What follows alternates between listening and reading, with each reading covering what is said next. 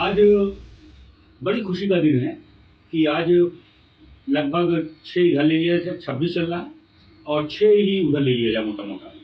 तो 12 साल के बाद अध्ययन अकेडमी का वो विद्यार्थी जो आज शानदार एक पद पर है और अपने पैर पे खड़ा है। नाम है धनंजय सिंह। जैसा नाम है वैसा काम भी उसका है। बेहतरीन शख्सियत। 12 साल के बाद कौन किससे मिलने आता है, मगर निस्वार्थ भाव से केवल अपने गुरु से मिलने आए धनंजय। धन्यवाद धनंजय। कहाँ के रहने वाले हो जरा बताओ इन लोगों को। मैं सर यूपी आजमगढ़ का रहने वाला हूँ। यूपी आजमगढ़। जी सर। कितने भाई बहन हैं आप? मैं 2 भाई सर और कोई सिस्टर नहीं है। पिताजी हैं। पिताजी क्या किए? पिताजी किसान रहे। किसान। मिडिल क्लास फैमिली से। मिडिल क्लास फैमिली से था। धनंजय वर्तमान में कहाँ हो? सर मैं अभी असम में पोस्टेड हूँ। असम में पोस्टेड है। क्या किस पद पर हैं? मैं सर अभी जूनियर इंटेलिजेंस ऑफिसर हूँ IB। ठीक है। धनंजय कैसा लग रहा है आज इतने साल बाद उसी जगह पर आना? मतलब वो अपनी सीट देखना, जहाँ हम बैठा करते थे, आपको देखना, मतलब एक अलग ही सुकून मिल रहा है सर कि जब आप आए थे इमरान के बाद आए थे श्योर सर। आज वो सफेद हो गए। आप नहीं, मतलब आपकी सर बातों से, और आपका फेस तो नहीं बदला, बट हाँ थोड़े से बाल पक गए सर।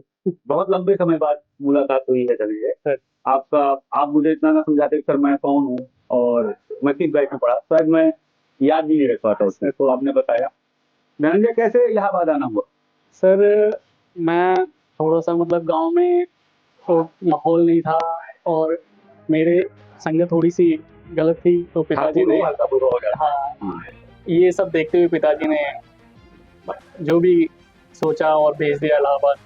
इलाहाबाद आए सर, तो उस समय हमारे को कुछ पता नहीं हमें करना क्या है, हम क्या करना चाहिए आगे। बस एक BA BSc ये इन्हीं चीज़ों के बारे में पता था। मैं स्टार्टिंग में कैरियर कोचिंग ली। तब 10 तक का दौर था? हाँ 10 तक कोचिंग थी सर। उस कोचिंग में हम जाते थे, हाँ पढ़ाई करते थे। कभी हमारे टीचर ने ये भी नहीं पूछा होगा कि आप कौन हो, उनको हमारे नाम तक नहीं पता थे। नहीं, बहुत भीड़ थी, इतनी भीड़ थी सर। ऑनलाइन क्लासेस चला क्यों, टीवी लगी हुई थी, डेस्कटॉप पे क्लासेस चला करती थी। हम पीछे से भीड़ में कहीं घुमा करते थे। और एक गांव का बच्चा जब शहर में आता है तो उनको अलग ही नजर होती है उनकी, वो ना उस वे में बात कर पाते हैं ना कुछ इरिटेशन बनी रहती है, लड़कियां बैठी है, लड़का बैठा है। हाँ गांव से शहर का माहौल मिला है तो मुश्किलें आती। फिर सर वहाँ से मैं लगभग 1 साल बाद निकला, फिर दोबारा फाइनेंशियल इशू की वजह से वहाँ एडमिशन नहीं ले पाया। आपके पास आया, आपकी आई थिंक नई कोचिंग उस समय खुल रही थी। और मैंने सर एक्चुअली आपसे पर्सनली थोड़ा अपनी फाइनेंशियल प्रॉब्लम के बारे में बताया और आपने काफ़ी कुछ मेरी हेल्प की। और आपने ये भी बोला कि आपको जब हो पैसे दे देना, जब हो नहीं देना, नहीं हो तब भी मेरे को चलेगा। तो हाँ ये चीज़ें सर मेरे को आपका सबसे बढ़िया लगा। और आपकी कोचिंग में सर मैं 2 बैच लिए। मैंने फर्स्ट बैच लिया था यहाँ जब आपकी कोचिंग थी उस कोचिंग में। इसके बाद जब आपकी सेम बैच सर हाँ साउथ मलाका में गया, वहाँ भी मैं था। बट वहाँ आपने मतलब बिना कोई पैसे वगैरह के मेरे को ऐसे ही बोला, धनंजय तू थोड़े दिन क्लास कर ले, कोई नहीं। एक्चुअली मैं उस समय सर रिटर्न निकल चुका था। तो चलता रहा सर, फिर मैं 2016 में सेलेक्ट हुआ। आज का युवा है ना, जैसे आप सब थे सर, कोविड के बाद का जो युवा वो हल्का सा प्रॉब्लम में इसी बात को लेकर। कोविड के बाद का जो युवा है, जैसे आपने 2-3 साल नॉन स्टॉप वर्क किया है, पेपर वर्क किया है, आपने पढ़ाई की है, आपने ऑफलाइन अगर क्लासेस ली हैं, आज का लड़का 3 महीने के अंदर चाहता है कि सरकारी नौकरी मिल जाए। यही से प्रॉब्लम क्रिएट है सर। आपकी एक कंटिन्यूटी होती है, जब तक आप किसी चीज में बिल्कुल आपको मोटिवेट होके ये चीज नहीं करोगे कि आपको यही चीजें करनी है, तब तक आप कभी सक्सेस नहीं हो सकते। आजकल का सर मैं ये देख रहा हूँ कि बच्चे आते हैं तो वो सोचते हैं मैं SSC भी कर लूँ, मैं साइड से कुछ और भी कर लूँ, और लाइब्रेरी में 999 बुला दूँ, तो एक साथ बहुत पॉसिबल नहीं है सर। आप किसी एक चीज पे फोकस करो एंड उन चीजों को कंटिन्यू रखो, आपका 100% सर कहीं ना कहीं सिलेक्शन होना है। इस समय आपकी पोस्टिंग असम में? जी सर। ठीक, बहुत बधाई। अपने यहाँ से कितने दोस्त का हुआ आपके बैच? हम यहाँ 4 एक साथ पढ़ते थे। हम एक ही लॉज में रहे, एक ही रूम में रहे, और हम 4 में से 3 का सिलेक्शन हुआ और एक जिसका नहीं हुआ वो हमारे से कहीं ज्यादा बेटर सेटल है। नहीं, ऐसा नहीं है, ये हमको आपको लगता है।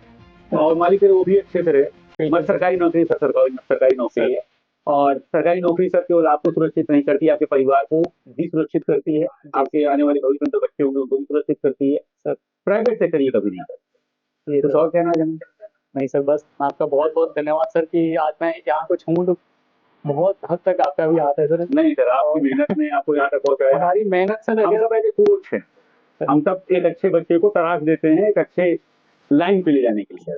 यही कोशिश होती है कि और आजीवन रहेगी कोशिश जब तक हम सब। कहीं ना कहीं सर आपका अगर वो फाइनेंशियल सपोर्ट नहीं रहा होता तो आई थिंक मुझे उस समय सर मेरी मतलब ऐसी स्थिति थी कि मैं अपने मोबाइल का रिचार्ज तक नहीं कर पाता था। धनंजय जानते हो, जैसे कि आपको वो बात याद है, वो चीजें सर सोचता हूँ तो आज भी मतलब कभी ऐसा इमोशनल हो जाता है। जानते हो धनंजय, आपको वो चीज याद है, लगभग हमारे यहाँ से राजधानी खड़े थे 5,000 प्लस सिपाही निकले होंगे और लगभग 1,500 प्लस दरोगा निकले। एसएससी में बहुत सारे बच्चे सेलेक्ट हुए हैं, मगर बहुत कम बच्चों को याद है। उसमें अगर आप एक हैं तो आपके माता पिता का संस्कार है वो।